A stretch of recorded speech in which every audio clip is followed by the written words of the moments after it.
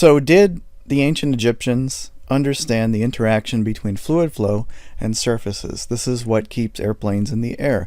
The air flowing over the wings is deflected, and the forces are transmitted to the wings, and the wings keep the airplane in the sky.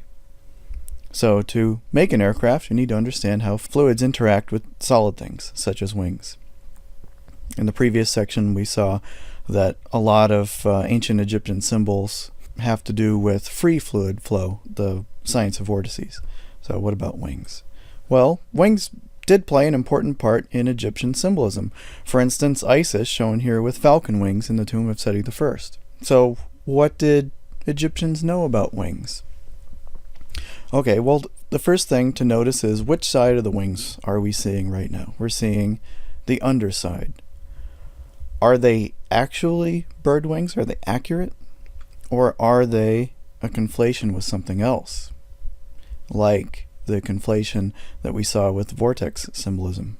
What causes wings to generate lift?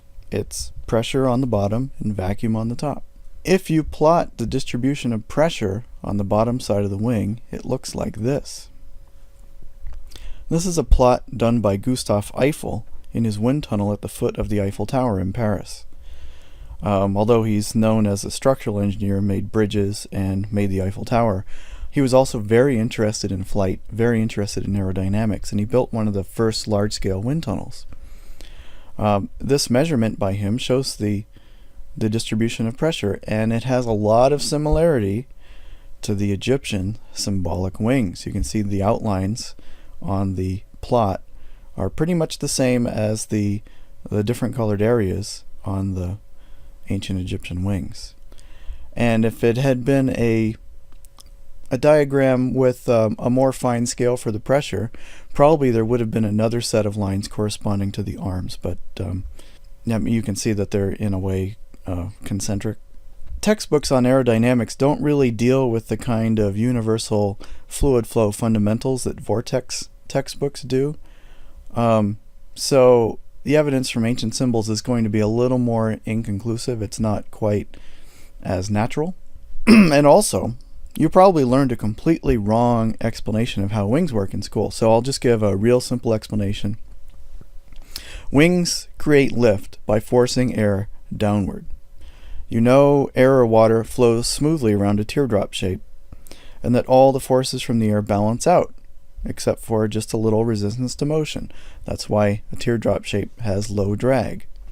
If that teardrop shape is at an angle to the wind, the air still flows smoothly around it, but the shape displaces the air to one side.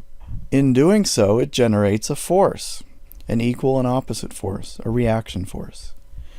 If the angle is too drastic, the wind stops flowing smoothly on the suction side, and the force drops, a condition called stall.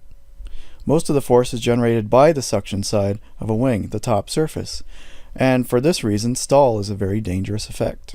If you thumb through an aerodynamics text in the section about airfoils, you'll see a great many plots of the variation in the lift of a wing relative to its angle to the wind.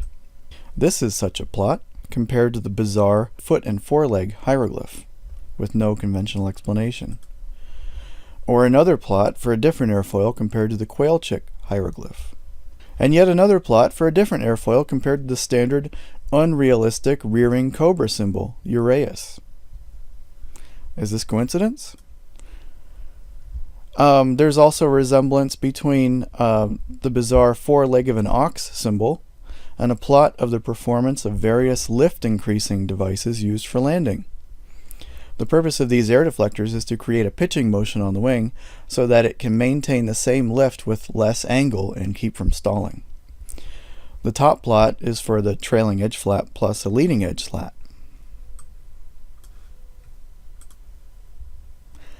And another hieroglyph bears a resemblance to a wind tunnel experiment testing such a leading edge slat. What's happening here is that the slat is helping the airflow turn the corner to prevent stall. Anubis is the god who prepares the deceased for their journey to the afterlife and is the god of mummification. He has a man's body but the head of an animal, usually called a jackal, but it's not a real animal. What inspired this head? Well, it bears a curious resemblance to a plot of the force on the upper surface of a wing versus angle. The snout and ear are the right shape. One difference is at the back of the cheek, so it's not a perfect resemblance. What about this animal head, the falcon head found on the gods Horus, Ra, and Sokar? Horus was the first sun god, later replaced by Ra. Like other animal heads stuck on human bodies and called Egyptian gods, this animal head is not a real animal. It does bear a resemblance to a real peregrine falcon, and it's more faithful to reality than the heads on, say, Set or Anubis. But a real falcon has a rounded head, and this is kind of squarish. And a real falcon has no stripes. The stripes are a continuation of the collar. Why? So does aerodynamics have an answer to this one? Yes, the answer comes from a phenomenon called dynamic stall. A regular stall is when a wing loses lift when its angle is too severe and the airflow separates from the top surface, rather than flowing smoothly around. The lift decreases in a conventional stall. Dynamic stall is an increase in lift when a wing pitches suddenly. The extra lift comes from a vortex that's created over the top of the wing. While the vortex rolls up, the lift increases. But the vortex floats away and then a transition to regular stall. Sailors use this increase of force from their sails in racing, and it's called pumping. And for a long time, people thought that it was a form of cheating, that essentially by rapidly changing the angle of the sail, the sailor was actually using his own strength to propel the boat. Now we know about dynamic stall, and we know that it's actually increasing the lift of the sail. It's actually making the sail more efficient. You may also have heard that it was a scientific mystery how bumblebees are able to fly because their wings are too small compared to their body mass. And it turns out that dynamic stall is the secret to how a small insect, in particular the bumblebee, flies. Each time the wings flap, a vortex is created over the top of the wing, increasing the lift beyond the amount of lift that would be generated from just a regular static airfoil like we find on an airplane. And so dynamic stall is actually a very important aerodynamic concept. In the case of the falcon head, it's a side view of an aerodynamics experiment showing dynamic stall, and here's an overlay of it. The overlay is a computer simulation from 1973, and I've drawn a conventional flow net on it, a series of lines always perpendicular to the streamlines. And I filled in the area between every third streamline to mimic the stripes on the ancient Egyptian version. The white chin on the falcon is the airfoil that is tilted to an extreme angle. The outline of the falcon head is the path of a streamline around the vortex that's rolling up over the top side of the wing. The airflow is from right to left. And the vortex is represented by the white circle. The vortex is rolling counterclockwise. The collar is the flow path around the trailing edge of the airfoil, the underside. The sashes are representing the flow net, the lines at 90 degrees to the streamlines. So is there a link between the concept of Horus and Ra and dynamic stall?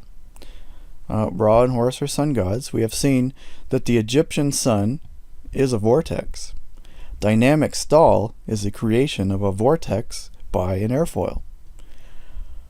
And there's another symbol associated with Horus and Ra, the Eye of Horus symbol. So what relationship does the Eye of Horus have? This is what the Eye of Horus symbol looks like. I'm sure everybody's seen it before. Its name in the ancient Egyptian language was Wadjet, from the root waj, meaning green, although it could have been Wedjat or maybe Udjat or Uwadjet, Wedjoyet, Edjo, or Udo. But the Greeks knew it as Uraeus, from Iaret, meaning risen one, and referring to the rising cobra. Uraeus, however, refers to the cobra wrapped around the sun disk, so there's some confusion.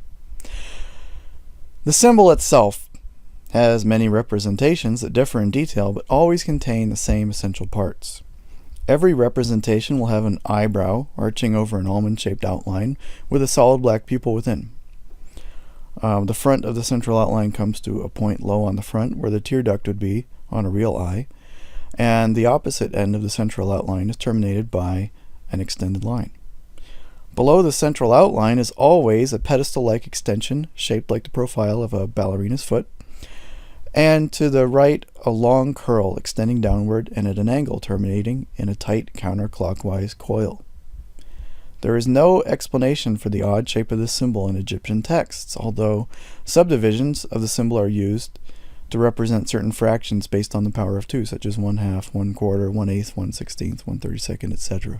Like other symbols from Egypt, it is viewed as the product of abstraction, invention, and the form isn't supposed to resemble any real thing. It's merely an artistic decoration. But if you search through text on fluid flow, you'll find that there is a phenomenon that shares many of the important visual characteristics of this symbol with only minor differences.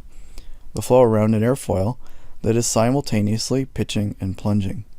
This is the motion of a hummingbird wing in hovering flight, and is also the airflow pattern over a portion of a helicopter blade as it slices through a vortex created by the blade ahead of it.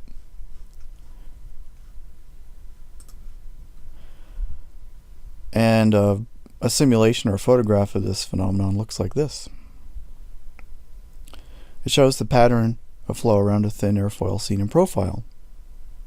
For instance, helicopter blade seen end on, and with the relative wind moving at a severe downward angle compared to the angle of the airfoil. The flow breaks free from the front edge of the bottom side and rolls up into a counterclockwise vortex shown in blue. The red streak on the bottom shows air that was against the bottom surface being drawn away by the growing vortex, forming a pedestal shape. Above the airfoil is another red streak showing turbulent separation of the boundary layer under the rapid change in the direction of flow. There are some differences between this diagram and the Eye of Horus symbol. While it has a brow, the shape's a little bit different. Also, the airfoil is solid black rather than an eye-shaped hollow outline, although this could be changed without any effect on the experiment at all. Probably the most significant difference is that the curl begins at the very front edge of with the pedestal structure behind, whereas on the Eye of Horus symbol these elements are transposed. However, considering that the Eye of Horus is considered to be merely an abstract creation of an unknown but somehow highly influential ancient artist, it's remarkable that a similar form is found in a practical experiment in fluid motions. The interesting thing is that this phenomenon is dynamic stall. There is no effective difference between the wing suddenly changing angle and the wind suddenly changing direction. The same effect happens. The experiment that resembles the falcon head and the experiment that resembles the Eye of Horus are actually modeling the same phenomenon in different ways.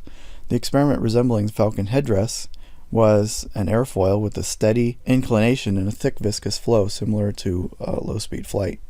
The experiment resembling the Eye of Horus was a simulation of an airfoil simultaneously tilting and plunging like a hummingbird's wing during flight, or even a person's hands while treading water. The phenomenon they both demonstrate is the creation of a vortex which is then thrown off and replaced by a new vortex, known as vortex shedding, dynamic stall.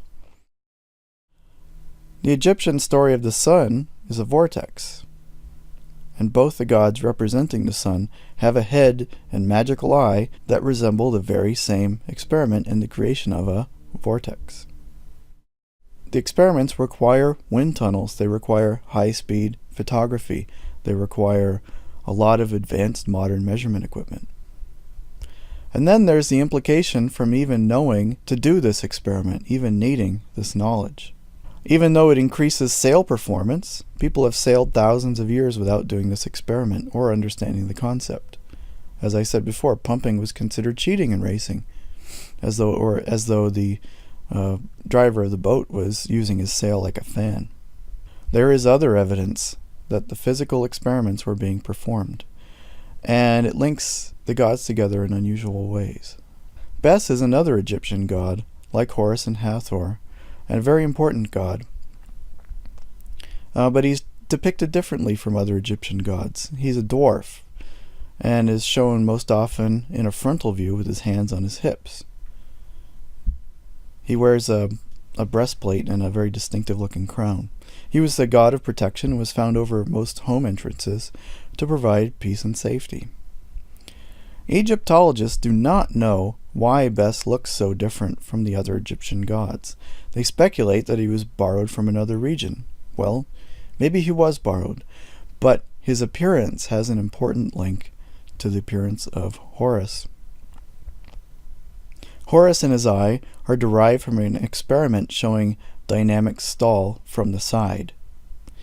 Bes is derived from the very same experiment, except shown from the top. On the right is a traditional depiction of Bes from the Temple of Dendera, with the crown tacked on from another Bes, since the Dendera Bes apparently had a separate crown that's now missing. On the left is a series of photographs of a wind tunnel experiment of a wing pitching rapidly. An experiment of dynamic stall, except instead of showing the formation of the vortex over the top of the wing, it's showing a top view of the creation of the vortex and the entire structure as it moves away from the wing in the wake. The sequence moves from bottom left to top right.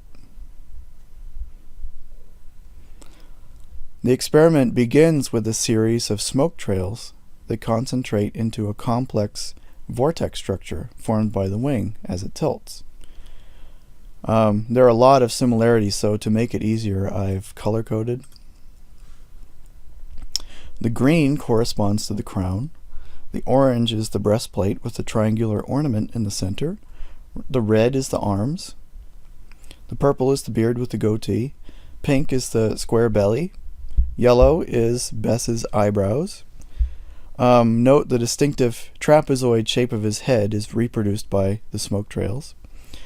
This is showing the vortices that are thrown off by the falcon head Eye of Horus experiment. The two depictions are just from two different views, and it makes logical sense. The views are at 90 degrees to each other. The side view shows what's happening over the top of the wing. The top view shows what happens later, because you wouldn't be able to see what's happening over the top of the wing in the top view. If you change the parameters of the experiment, other mysterious ancient symbols begin to appear. We all know that angels have wings, for instance. They live in the clouds, and they play lyre-shaped harps, and we learn this mainly from cartoons, right? Cartoons also told us to put cheese on a mousetrap, and it doesn't work at all. The idea of supernatural beings playing a lyre goes back to the Greek god Apollo. If you slow down the speed of the pitching wing, the smoke trail looks very much like the lyre. The shape matches pretty closely. And suddenly there's an explanation for the scroll shapes. They aren't decorative, they're vortices. The strings were originally the parallel smoke trails, just like the crown of Bes. The crossbar at the top is actually the trailing edge of the airfoil. So the air is moving downward. The production of vortices is how airfoils produce sound, so the musical instrument analogy is correct. But this isn't a real harp, it's a cloud harp. It's a musical instrument in the sky. The mythical lyre is the origin of the shape of the sound holes on a violin. Actually, the violin is modeled after ancient Greek idols, and so is the lute.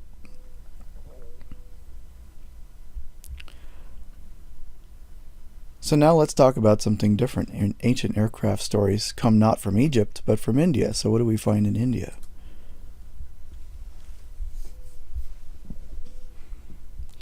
The birth of Indian civilization as we know it began in the Indus Valley, the Harappan civilization around 3000 BC. And here we find the prototypical forms of what would later become Hindu gods. Although we don't know much about what religion the people practiced in the Harappan civilization, because we haven't managed to decode their writing system yet.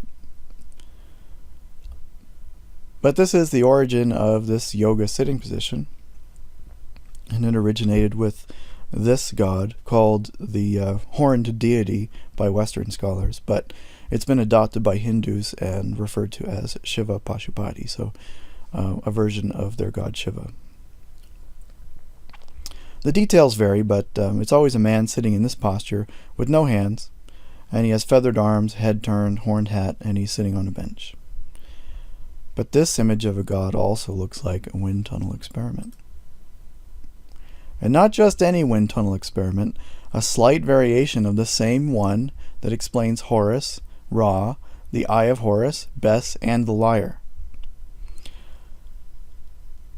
The feathered arms in this case, with no hands, make perfect sense. They aren't arms. They're spinning vortices. And actually the origin is the same as the arms on Bes. If you look at it side by side, it's easier to see how many of the details line up. The arms, the belly, the legs, the bench, the shoulders, the nose, the hat. The outline of the legs is faint, but it's there.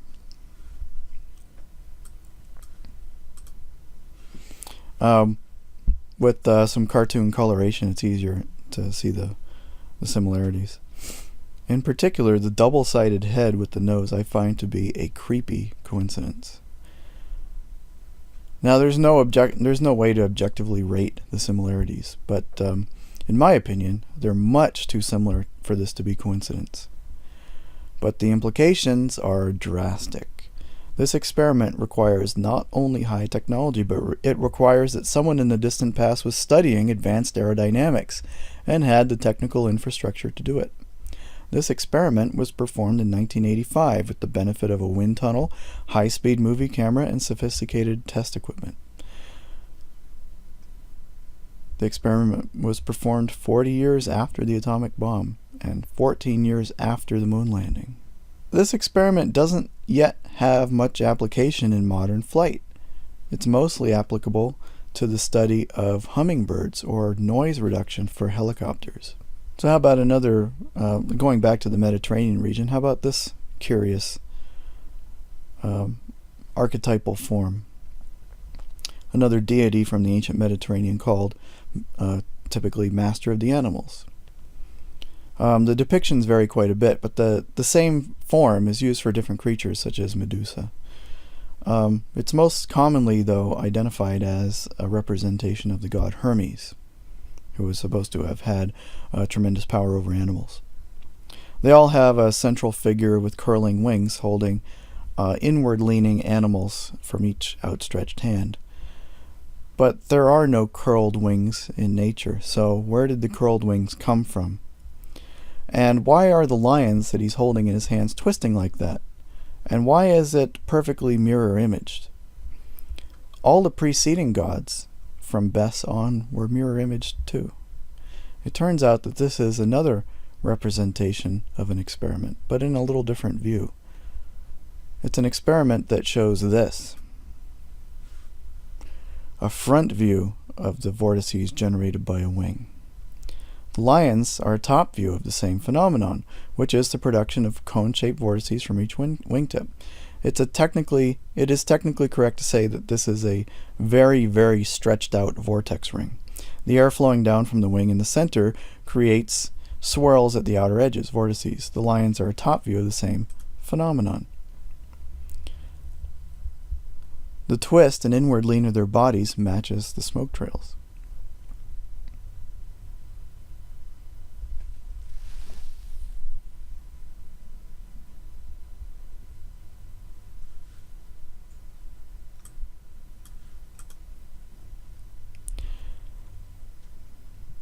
So this isn't just in the Mediterranean, it's not just in India, it's also in Tibet. And I can show that the origin of some ritual implements in Tibetan religion,